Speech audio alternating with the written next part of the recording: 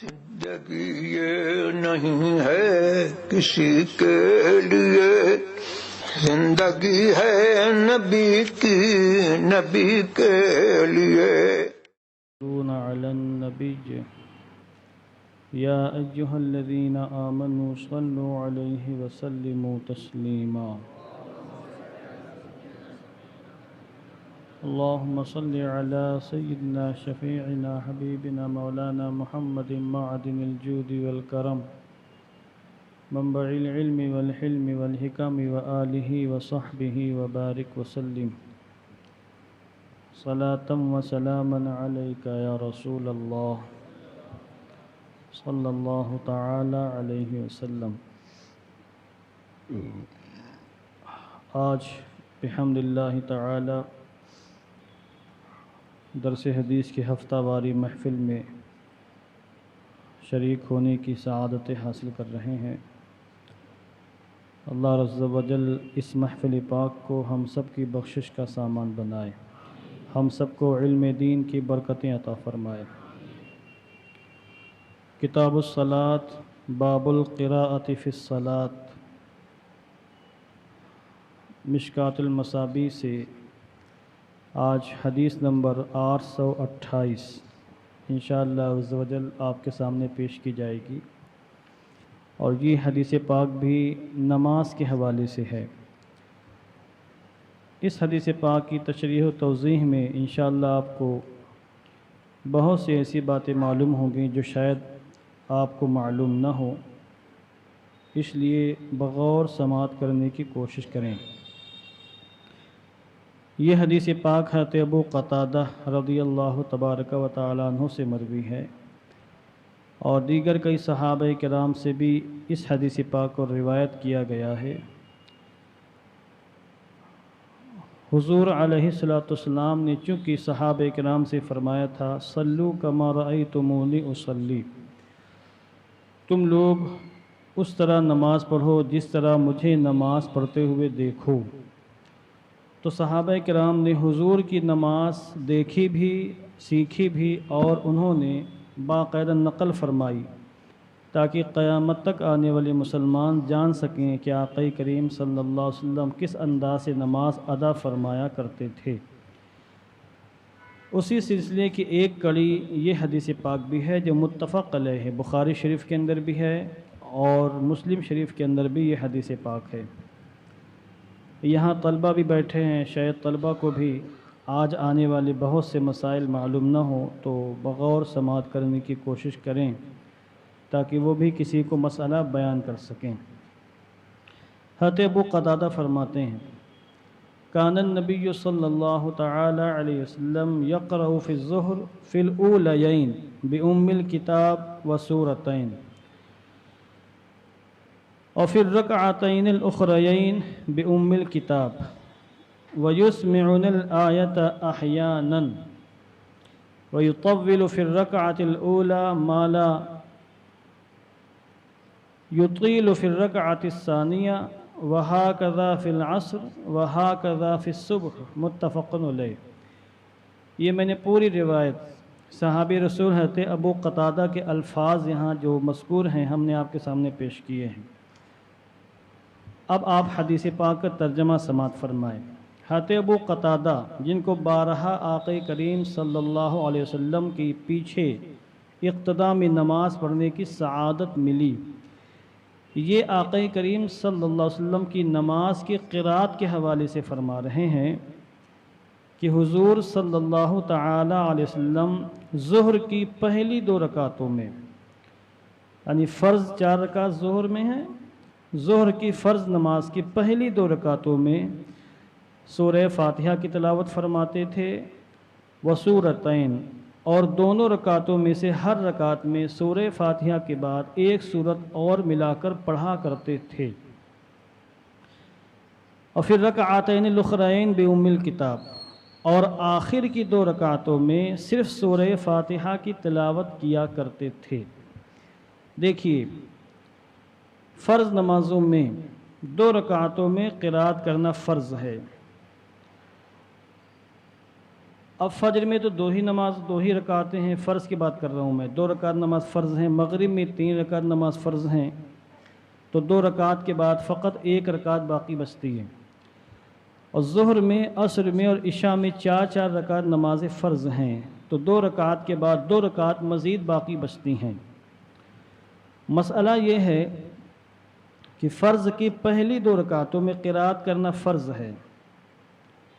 فَقْرَؤُوا مَا تَيَسَّرَ مِنَ الْقُرْآنِ، قرآن مقدس میں سے جو بھی میسر آئے، جو بھی پڑھ سکو پڑھو۔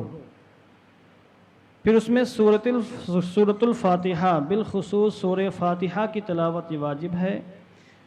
پھر سورہ فاتحہ کے بعد مزید ایک سورت ملانا یہ بھی واجب و ضروری ہے۔ یہ 2 رکعت کی بات ہو گئی۔ اس کے بعد آخر کی جو 2 رکعتیں ہیں تو اس میں کئی صورتیں آپ کے لیے جائز ہیں۔ بہتر، مستحب اور بقول بعض فقہا سنت یہ ہے کہ آخر کی 2 رکعتوں میں سورۃ الفاتحہ کی تلاوت کی جائے، واجب اور ضروری نہیں ہے، آخر کی 2 رکعتوں میں سورہ فاتحہ کی تلاوت کی جائے۔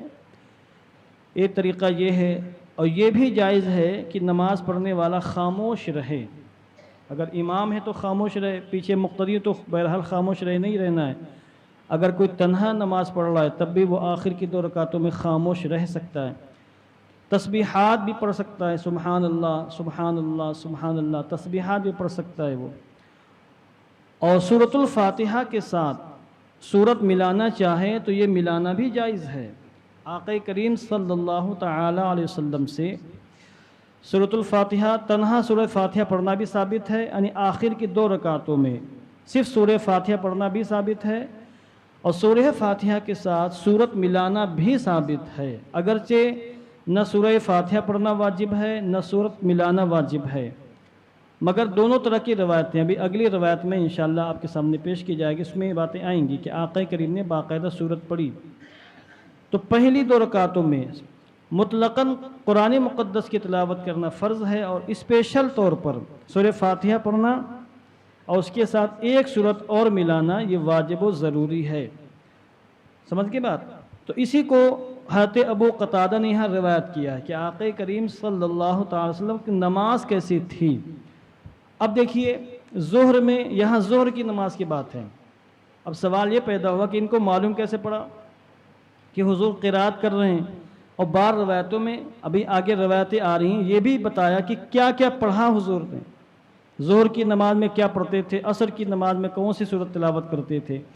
تو مغرب کے بارے میں یا فجر کے بارے میں یا عشاء کے بارے میں اگر کوئی صحابی روایت کرے تو کوئی تعجب کی بات نہیں، کیونکہ حضور بآواز بلند تلاوت فرماتے تھے، کیونکہ یہ جہری نمازیں ہیں، فجر کی اور مغرب کی اور عشاء کی بلند آواز سے قرات ہوتی، سبھی سنتے ہیں، مگر ظہر میں قرات سرن کرنا واجب ہے، یعنی دھیرے سے آہستہ سے قرات کرنا واجب ہے، جہرن قرات کرنا واجب کے خلاف ہے، اور یہ خود حضور کی تعلیمات کا حصہ ہے۔ ظہر میں اور عصر میں جو قرات ہوتی ہے وہ سرن ہوتی ہے، جہرن نہیں ہوتی، بلند آواز سے قرات نہیں ہوتی ہے۔ تو آخر پیچھے ہتے ابو قتادہ، ان کو کیسے معلوم ہوا کہ حضور اس انداز سے قرات کیا کرتے تھے کہ پہلی 2 رکعتوں میں سورہ فاتحہ بھی، اس کے بعد ایک سورت بھی پڑھتے تھے، اور آخر کی 2 رکعتوں میں صرف سورہ فاتحہ؟ تو اس کا ذکر حدیث پاک میں آگے آ رہا ہے۔ حضرت ابو قتادہ فرماتے ہیں وَيُسْمِعُنَ الْآيَةَ أَحْيَانًا، حضور کبھی کبھی ہمیں آیت کریمہ سنا دیتے تھے، یعنی حضور قرات کرتے کرتے ذکر الہی میں ایسا غرق ہو جاتے تھے کہ بآواز بلند آپ کی زبان اقدس سے آیت کریمہ نکل جاتی تھی، پڑھتے پڑھتے آواز بلند ہو جاتی تھی۔ اب یہاں پر ہمارے فقہاء کرام نے، مفسرین کرام نے، شارحین حدیث نے کئی طرح کی باتیں کی ہیں، اور حضرت امام ملا علی قاری نے یہاں ان کو ذکر بھی کیا۔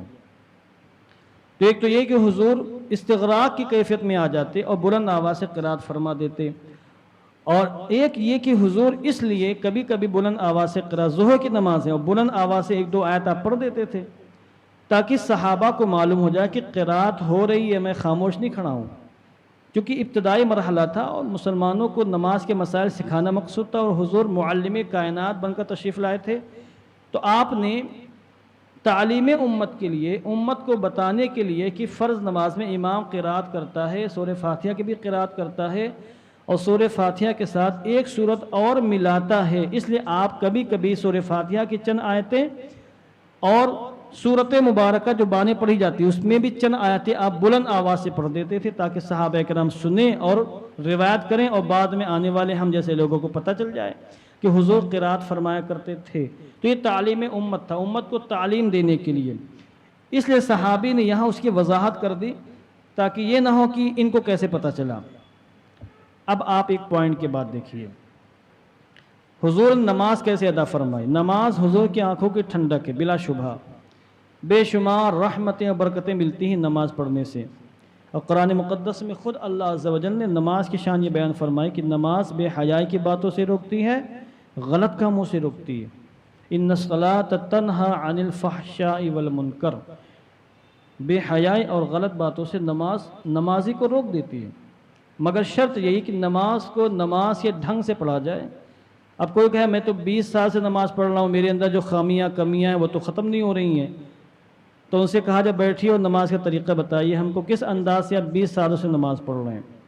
نماز کو فرائض و واجبات، سنن و مستحبات، جملہ ارکان کے ساتھ جس کیفیت جس انداز سے ہمارے آقا حضور محمد مصطفیٰ نے پڑھا ہے اور پڑھنے کا طریقہ بتایا جائے، میں گارنٹی کے ساتھ بول رہا ہوں، اس طریقے سے اور اس انداز اور اس کیفیت کے ساتھ اگر کوئی بندہ مومن پڑھتا ہے تو یقیناً نماز اس کو چھوڑے گی نہیں، اس کے اندر انقلاب پیدا کرے گی، اس کی کمیاں کوتاہیاں خطائیں دھیرے دھیرے ختم ہوتی چلی جائیں گی، اور انسان بندہ مومن شریعت کے سانچے میں مکمل طریقے سے ڈھل جائے گا، مگر نماز کو نماز کے طریقے سے پڑھا جائے۔ تب حضور نماز کیسے ادا فرماتے تھے، اسی سے متعلق یہ روایت ہے۔ اب صحابی کہتے ہیں وَيُطَوِّلُ فِي الرَّكْعَةِ الْأُولَى مَا لَا يُطِيلُ فِي الرَّكْعَةِ الثَّانِيَةِ۔ اب یہ جگہ یطول تطویل سے مستعمل ہے، اور دوسرے مقام پر یطیل اطالہ سے مستعمل ہے، دونوں کا معنی دراز کرنا، بڑھانا، لمبا کرنا۔ اور حضور پہلی رکعت میں اس قدر لمبی قرات کرتے تھے جتنی قرات دوسری رکعت میں نہیں فرماتے تھے۔ تو قرات تو 2 رکعتوں میں ہوتی تھی، ظہر کی 2 رکعتوں میں، عصر کی 2 رکعتوں میں، عشاء کی 2 رکعتوں میں، اور باقی تمام نمازوں میں 2 رکعتوں میں، مگر یہاں بالخصوص ظہر کا ذکر ہے۔ حضور پہلی رکعت میں بنسبت دوسری رکعت کے لمبی قرات فرمایا کرتے تھے، اور لمبی کتنی ہوتی تھی ابھی اگلی روایت میں پیش کروں گا کہ کتنی لمبی قرات حضور فرماتے تھے۔ تو اس لیے بہتر یہ ہے نماز پڑھنے والے کے لیے کہ پہلی رکعت میں جتنی قرات کرے اس سے کچھ کم قرات دوسری رکعت میں کرے، ٹھیک نا، یا دوسری رکعت میں جو قرات کرنی ہے اس سے کچھ زیادہ قرات وہ پہلی رکعت میں کرے، مگر اگر دونوں رکعتوں میں اس نے برابر قرات کی ہے تو جب بھی کوئی فرق نہیں پڑے گا، اور اگر دوسری رکعت میں کچھ زیادہ قرات کر دی تو اگر تھوڑا موڑا زیادہ ہے تب بھی کوئی فرق نہیں پڑے گا۔ بہت زیادہ فاصلہ ہو گیا کہ پہلی رکعت میں پڑھ دیا سورہ اخلاص، قل هو اللہ احد اللہ الصمد، اور دوسری رکعت میں بڑی قرات کر دی، بڑی صورت پڑھ دی مثال کے طور پر، اب یہ تو خیر آخری صورت ہے، کوئی اور مثلا سورہ کوثر پڑھی پہلی رکعت میں، دوسری رکعت میں اس کے بعد والی سورہ سورہ کافرون پڑھ دی، تو وہ تو ترتیب تو ٹھیک ہے کہ سورہ کوثر پہلے ہے سورہ کافرون بعد میں ہے، ترتیب ٹھیک ہے، مگر اس لحاظ سے بے ترتیب پڑھا کہ پہلی رکعت میں چھوٹی کر دی اور دوسری رکعت میں بڑی صورت پڑھ دی، تو اس طرح کرنا مکروہ ہے۔ تو بہتر اور مستحب یہی ہے کہ پہلی رکعت میں طویل قرات ہو اور دوسری رکعت میں اس کے مقابلے میں کچھ مختصر قرات ہو۔ اب اگلی روایت حضرت ابو سعید خدری فرماتے ہیں، یہاں دیکھیے حضرت ابو قتادہ نے حضور کی نماز نقل فرما دی، ہم کو معلوم ہو گیا، کہنے والے کہہ گئے بدبخت لوگ کہ نماز میں حضور کا خیال آ جائے تو نماز فاسد ہے، اپنی گدھوں اور جانوروں کے خیالات میں ڈوب جانے سے بدتر ہے، معاذ اللہ، یعنی گدھوں کا جانوروں کا خیال آ جائے، اور بہت سی باتیں ہیں میں زبان سے لینا نہیں چاہتا، مسجد میں ساری باتیں بابا نقل کرنے کو فائدہ نہیں ہے، بس اشارہ دے رہا ہوں آپ کو۔ تقویۃ اس میں صراط مستقیم کے اندر لکھا اسماعیل دہلوی نے جو وہابیوں کا امام تھا، نماز میں حضور کا خیال آ جائے تو یہ برا ہے، خلاصہ اور لب لباب بیان کر رہا ہوں، اس سے بہتر یہ ہے کہ جانوروں کا خیال آ جائے، کیونکہ حضور کا خیال انسان کو شرک تک لے جائے گا، اور جانوروں کے خیال سے کوئی شرک نہیں ہوگا، تو گویا کہ حضور کا خیال تعظیم کے ساتھ ہے تو شرک ہے، تو حضور کی تعظیم کو شرک کہہ دیا۔ اور یہاں صحابہ کا نماز پڑھتے تھے، اسی ٹوہ میں رہتے تھے کہ حضور کیسے نماز پڑھ رہے ہیں، ان کی نماز حضور کو دیکھے بغیر، حضور کا تصور کیے بغیر، اور حضور کی جانب متوجہ ہوئے بغیر ان کی نماز ہی نہیں ہوتی تھی۔ اب دیکھیے حضرت ابو سعید خدری کیا فرماتے ہیں، اور یہ جو روایت ہے یہ مسلم شریف کی روایت ہے، یہ جو میں نے پڑھی تھی یہ بخاری کے اندر بھی ہے، مسلم کے اندر بھی ہے۔ اب جو روایت آ رہی ہے صرف اور صرف مسلم شریف کے اندر ہے۔ حضرت ابو سعید خدری، کیا لیٹ ہو رہا ہے، کیا موبائل دیکھ رہے ہیں آپ؟ ابو سعید خدری سے مروی ہے، فرماتے کننا نحذر قیام رسول اللہ صلی اللہ علیہ وسلم فی الظہر والعصر، ہم ظہر میں اور عصر میں حضور صلی اللہ علیہ وسلم کے قیام کا اندازہ لگاتے تھے کہ حضور ظہر میں اور عصر میں کتنا لمبا قیام فرما رہے ہیں۔ قیام سمجھ رہے ہیں؟ کھڑے ہونا، جو نماز میں کھڑے ہوتے ہیں اس کو قیام بولتے ہیں۔ نماز پڑھ رہے ہیں حضور کے پیچھے اور اندازہ لگانے کہ حضور کا قیام کتنا لمبا ہے، کتنی آیت کریمہ پڑھی ہوں گے حضور نے، چونکہ یہاں ظہر اور عصر کی بات ہے، چونکہ قرات سرن ہوتی، دھیرے سے ہوتی ہے، تو وہ اندازہ لگاتے تھے کتنی آیت کریمہ پڑھی ہوں گی حضور نے اس وقت۔ اب دیکھیے اندازہ لگا رہے ہیں کیسے، اسی سے آپ کو کئی مسائل معلوم ہو جائیں گے، اور انشاءاللہ امید ہے کہ آپ عمل کرنے کی کوشش کریں گے۔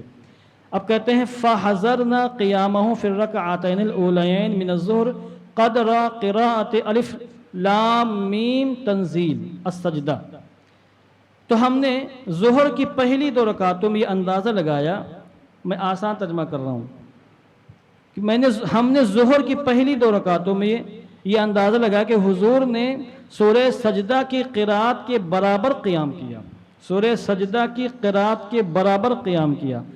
سورہ سجدہ کس پارے میں کوئی بتا کہ بہت سے حافظیاں بیٹھے ہوئے ہیں، کسی کا ہاتھ نہیں اٹھا، میں لا حول پڑھنے جا رہا ہوں۔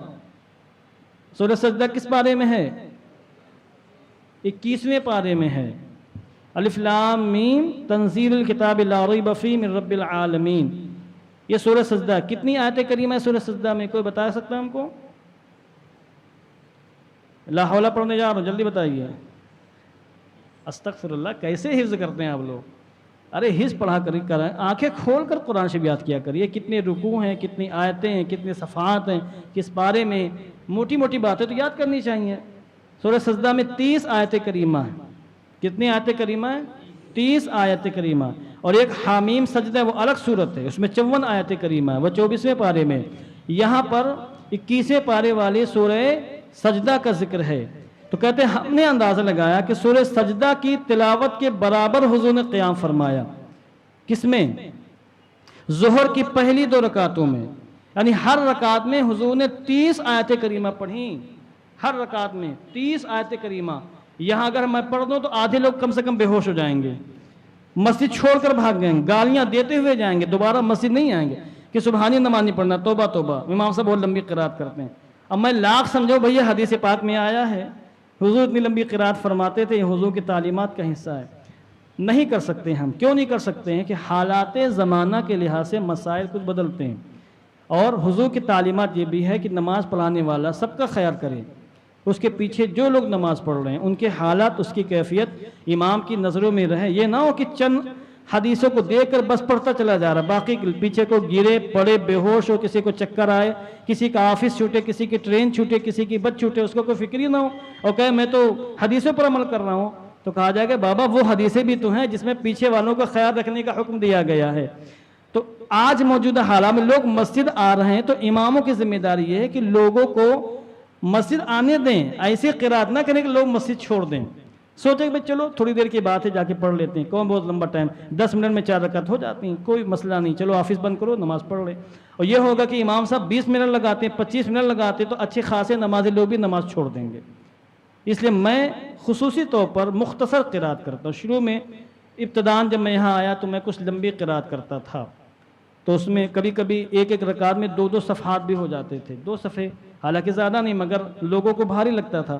کچھ لوگوں نے کہا بھی کہ بھائی امام صاحب تو بہت لمبی قرات کرتے، نہیں بہت لمبی قرات کرتے تھے، یہ ان کا جملہ تھا اس انداز سے، کہ بعض کہتے تھے کہ سورہ بقرہ پڑھنا شروع کرتے لگتا ہے پورے سورہ بقرہ پڑھ ڈالیں گے آج، جب کسی دو رکوع پڑھتا تھا، 2 رکوع، اس میں بھی یہ ہوتا تھا کہ مکمل سورہ بقرہ پڑھ دیں گے امام صاحب، تو ہم نے کم کر دیا، اب اتنی لمبی قرات بہت مختصر، جو لوگ پڑھتے ہیں ہمارے پیچھے جانتے ہیں، یہ الگ بات ہے کہ میرا رکوع سجدہ اطمینان سے ہوتا ہے، تو جو تاخیر ہوتی ہے رکوع سجدے میں ہو جاتی ہوگی، یا جب بیٹھتا ہوں تحیات میں تو شاید آپ 3-4 بار پڑھ لیتے ہوں گے، میں ایک ہی بار پڑھ پاتا ہوں، تو تجوید کے ساتھ دھیرے دھیرے آہی اس میں کچھ تاخیر بھلے ہو جاتی مگر قرات میں مختصر کرتا ہوں انہی روایتوں کو سامنے رکھ کر۔ اب یہاں حضور کے بارے میں فرماتے ہیں کہ ہم نے اندازہ لگا لیا کہ حضور نے سورہ سجدہ کے برابر ظہر کی 2 رکعتوں میں قیام کیا۔ اب اس کے وفی روایت اور بعض روایتوں میں یہ بھی ہے فی کل رکعت قدر 30 آیت، ہر رکعت میں 30 آیت کریمہ کی برابر حضور نے قیام فرمایا۔ اس کے بعد کہتے ہیں وَحَذَرْنَا قِيَامَهُ فِي الْأُخْرَيَيْنِ قَدْرَ النِّصْفِ مِنْ ذَلِكَ، اور ہم نے پھر اندازہ لگایا کہ آخر کی 2 رکعتوں میں حضور نے اس قیام کے نصف کے برابر قیام فرمایا، یعنی ظہر کی پہلی 2 رکعتوں میں 30 آیت کریمہ کے برابر آپ نے تلاوت فرمائی، اور آخر کی 2 رکعتوں میں 30 کا آدھا کتنا ہوا؟ 15 ہوا، 15 آیت کریمہ کے برابر آپ نے قیام فرمایا۔ تو یہ ظہر کا معاملہ ہو گیا۔ وَحَذَرْنَا فِي الرَّكْعَتَيْنِ الْأُولَيَيْنِ مِنَ الْعَصْرِ عَلَى قَدْرِ قِيَامِهِ فِي الْأُخْرَيَيْنِ مِنَ الظُّهْرِ، اور ہم نے عصر کی پہلی 2 رکعتوں میں یہ اندازہ لگایا کہ حضور کی قرات ظہر کی آخری 2 رکعتوں کے قیام کے برابر تھی۔ اب ظہر کے آخری 2 رکعتوں میں کتنی قرات فرمائی تھی؟ 15 آیت کریمہ، تو عصر کی پہلی 2 رکعتوں میں حضور نے 15 آیت کریمہ کی تلاوت فرمائی۔ ظہر کی پہلی 2 رکعتوں میں 30 آیت کریمہ، آخر کی 2 رکعتوں میں قرات کی 15 آیت کریمہ، عصر کی پہلی 2 رکعتوں میں 15 آیت کریمہ، اور فی الاخرین من العصر علی النصف من ذالک، اور عصر کی آخری 2 رکعتوں میں اس کے آدھے کے برابر قیام فرمایا، یعنی 7-8 آیت کریمہ کی آپ نے تلاوت فرمائی۔ تو یہاں دیکھیں ظہر کے بارے میں، عصر کے بارے میں جو حضور کے قرات کا عام طور سے معمول تھا، اس سے کمی بیشی بھی ہوتی تھی، علی العموم جو حضور کا معمول تھا کہ 30 آیت کریمہ ظہر کی پہلی 2 رکعتوں میں، 15 آیت کریمہ عصر کی پہلی 2 رکعتوں میں حضور تلاوت فرمایا کرتے تھے، یہ حضور کا معمول تھا۔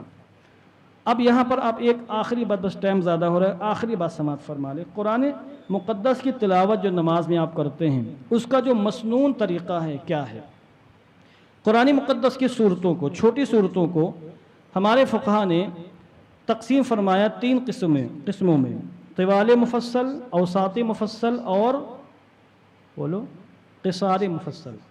یہ لفظ یاد رکھیں آپ، طوال مفصل، اوساط مفصل، بولیے بھائی یاد ہو جائے گا آپ کو، طوال مفصل، اوساط مفصل، قصار مفصل۔ یہ مسئلہ ہے، علم دین ہے۔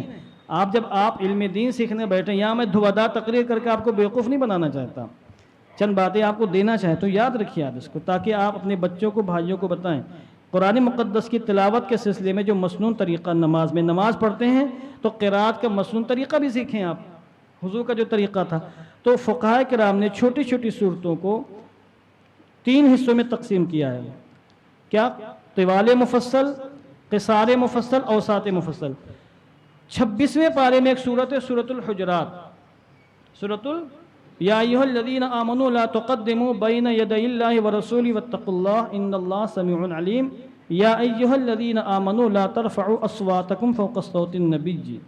یہ سورہ حجرات، یہاں سے لے کر 30ویں پارے کے سورۃ البروج تک جو میں پڑھتا ہوں نماز میں، والسماء ذات البروج والیوم الموعود وشاہد ومشہود، اس کو چھوڑ دیں آپ۔ اس سے پہلے کون سی سورت ہے؟ بس بھول گئے، سورہ انشقاق ہے، سورہ انشقاق، اذا السماء انشقت۔ سورہ انشقاق کو لے لیں آپ، سورہ انشقاق تک ان کو جو ہے ان کو طوال مفصل کہا جاتا ہے۔ سورہ حجرات 26ویں پارے سے لے کر 30ویں پارے کے سورہ انشقاق کو ملا لیں آپ، وہاں تک اس کو کیا کہا جاتا ہے؟ وہ طوال مفصل کہا جاتا ہے، طوال مفصل۔ فجر میں اور ظہر میں طوال مفصل سے پڑھنا چاہیے، فجر میں اور ظہر میں کس سے پڑھنا چاہیے؟ طوال مفصل سے، یعنی سورہ حجرات سے لے کر سورہ بروج تک، یعنی اس سے پہلے جو سورت ہے اس تک، یا تو ان صورتوں کو پڑھیں یا قرآن مقدس میں ان جیسی جو صورتیں ہیں جن میں ان جیسی آیات کریمہ ہوں، مقدار میں، عدد میں، تعداد میں، ان کو پڑھنا چاہیے۔ یہ مسنون طریقہ ہے ظہر میں اور فجر میں۔ اب سورہ بروج والسماء ذات البروج سے لے کر سورہ بینہ تک، لم یکن الذین کفروا، ابھی میں نے عشاء میں پڑھی اس کو، یہ سورہ بینہ۔ اس سے پہلے کون سی صورت ہے؟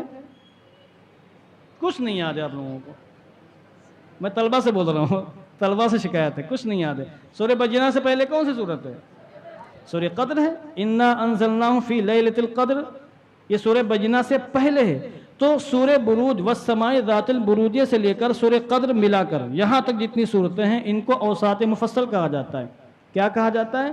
اوساط مفصل۔ یہ عصر میں اور عشاء میں پڑھنا چاہیے۔ عصر میں تو اب دیکھیں ظہر اور فجر کی جو قرات ہے اس کے مقابلے میں عصر کی اور عشاء کی قرات کم ہو گئی، ہوئی نا کم۔ مغرب کی نماز بچی، اس میں قصار مفصل پڑھنا چاہیے، یعنی سورہ بینہ سے لے کر سورہ ناس تک جتنی صورتیں ہیں یہ سب کے سب قصار مفصل ہیں۔ ان چھوٹی چھوٹی صورتوں کو مغرب کی نماز میں پڑھنا چاہیے، مگر علی العموم مغرب کی نمازوں میں بہت سب سے چھوٹی جو صورتیں قرآن مقدس کی ہیں، سورہ کوثر ہے، سورہ اخلاص ہے، سورہ ناس ہے، سورہ فلق ہے، سورہ تبت یدا ہے، اور سورہ نصر ہے، سورہ کافرون، یہ چھوٹی چھوٹی پڑھی جاتی ہیں۔ سورہ بینہ تو میں نے بھی شاید کبھی نہیں پڑھی فجر کی مغرب کی نماز میں، کیونکہ لوگوں کو جلدی ہوتی ہے، وقت بھی تھوڑا سا مختصر ہوتا ہے۔ مگر یہ جو ہے مسنون طریقہ جو تھا میں نے آپ کے سامنے عرض کر دیا۔ حضور رحمت عالم کی قرات کا یہ معاملہ تھا۔ آگے باقاعدہ روایتوں میں آ رہا ہے کہ حضور کس انداز کی قرات فرمایا کرتے تھے اور کس نماز میں کون کون سی صورت پڑھا کرتے تھے۔